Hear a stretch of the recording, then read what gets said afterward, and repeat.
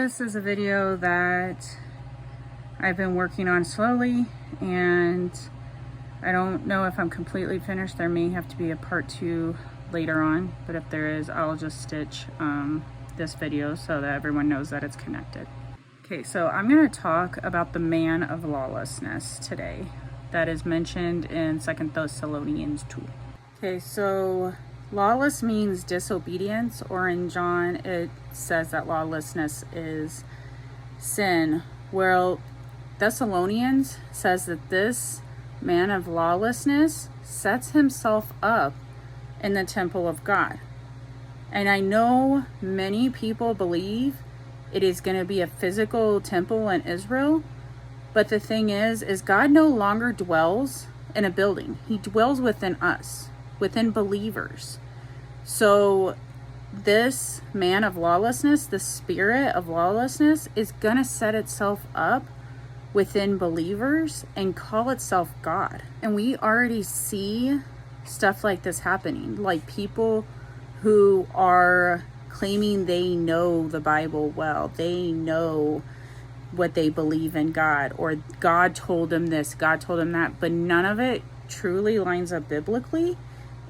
And there's some people teaching that it's okay to disobey and still be saved, when we can clearly see that the man of lawlessness points people to disobey. Matthew tells us that in the last days, lawlessness will increase and the love of many will grow cold. This is not talking about someone who is going to inherit salvation. 2 Thessalonians 2 continues to go on saying, the coming of the lawless one is by the activity of Satan, with all power and false signs and wonders, and with all wicked deception for those who are perishing, because they refused to love the truth and so be saved. So this spirit of disobedience, the one who's setting himself up within believers and calling himself God, he comes directly from Satan.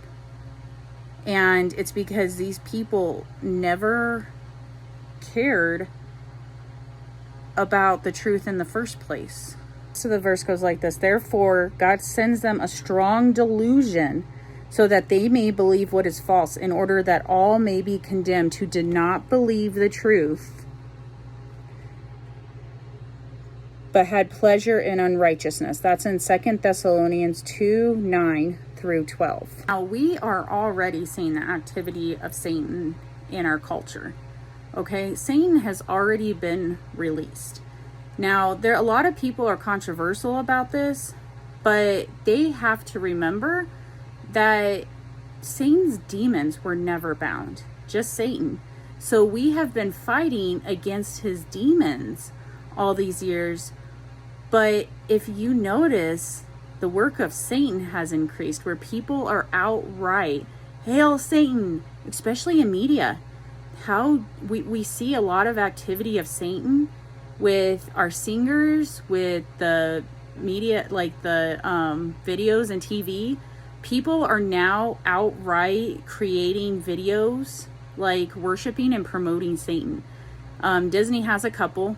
One of them is about Lucifer, his child, who's the Antichrist, and her mother, who's a pagan. And then has another one that's coming out recently too, and I think it's about child sacrifice. I can't remember. But then we see our celebrities literally getting up on stage going, hail Satan, and mocking God directly and blaspheming God directly. You guys, I mean, that we always struggled against demons who would cause mocking of God or something, but it has gotten far stronger and it has gotten far worse. Now, remember this: when Jesus died, he took the keys to death and Hades. And ever since Jesus's death, we've been proclaiming Christ everywhere, and we've seen giant moves of people being saved. There's been giant movements of faith and revival, and we were still battling against Satan's demons, but we did reign with Christ. We saw more of Christ and his word being spread and people being delivered and saved, right? Whereas, I mean, because even if you notice in the New Testament, once Jesus ascends, it's no longer I rebuke you, Satan, or they're casting out Satan out of anything. It's demons. Like, the last time we hear of Satan is from Jesus before he ascends, before he dies. And there are strong delusions going around the Christian community as well, such as the lost books of the Bible. I mean, these the deceptions about these lost book of the Bible is keeping people from recognizing the simple truth that is within Christ and holding them back from walking further in their power or finding out who Jesus really was. It's walking them away from finding out who Jesus really was. So, like, recently I did a video on the book of Thomas, okay? And I lost my notes. Give me 1 second to go back to them. Or the infancy gospel of Thomas. The infancy gospel says Jesus was doing miracles at 5 years old out of anger, okay? Like healing people out of anger. But the Bible tells us he didn't start healing or any miracles until after he was baptized in Matthew 3. Even John 1 tells us that he was baptized, and then in John 2 talks about the wedding at Cana where he turns the water into wine. Plus, if he had been doing miracles at 5, it would have ruined prophecy. It would have ruined the timeline of all the prophecies needing to be fulfilled. That's why when his mom asked him to turn the water into wine, he goes, "Woman, it's not my time yet." When he healed, there was a man that he healed, and he goes, "Don't tell anyone about this." And then when the demons started proclaiming who he was, he goes, "Shh," like, it wasn't his time yet, because prophecy had to be fulfilled a certain way at a certain timing, you know, in order for everything to line up with the Pharisees wanting to kill him, Judas betraying him, and then him being crucified. Like, his timing had to be perfect. So when he says it wasn't his time, it wasn't his time to be revealed. If he had been doing these things at 5, it would have ruined the timeline for prophecy to be fulfilled. So let's move on to the next deception that is within the church. Predictions of Jesus's return. So, I know we've been talking a lot about this one. There's a lot of this going around. And if it was truly of God that we can predict his coming, why is no one, absolutely no one, in agreement with when his return is actually going to be?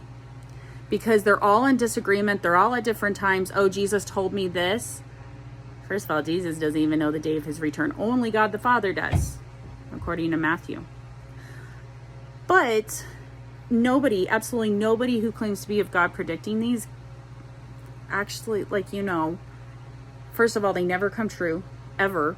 No predictions whatsoever of the rapture have come true, obviously. And there's been a lot of them. So any of you that are still waiting and watching for it, these predictions have been going on for years. It's just getting stronger at this point, and you are highly deceived. But 2, I mean, we are just told to be ready at all times. Keep our heart ready at all times. Be prepared for him. Watch for signs so that we're not taken by surprise, because we can see signs of it, but being prepared and seeing signs doesn't mean that we'll know the day or hour. It just means that as we see the prophecy and signs being fulfilled, we'll know that his return draws closer and closer, because unbelievers are not going to see these signs being fulfilled. They won't believe it. They won't care. So, unfortunately, because these people are trying to predict the rapture, many people have lost the want to obey God. Instead of going, hey, let's go out and do God's will, let's get these souls saved, they literally are sitting on their couch waiting for this rapture to happen.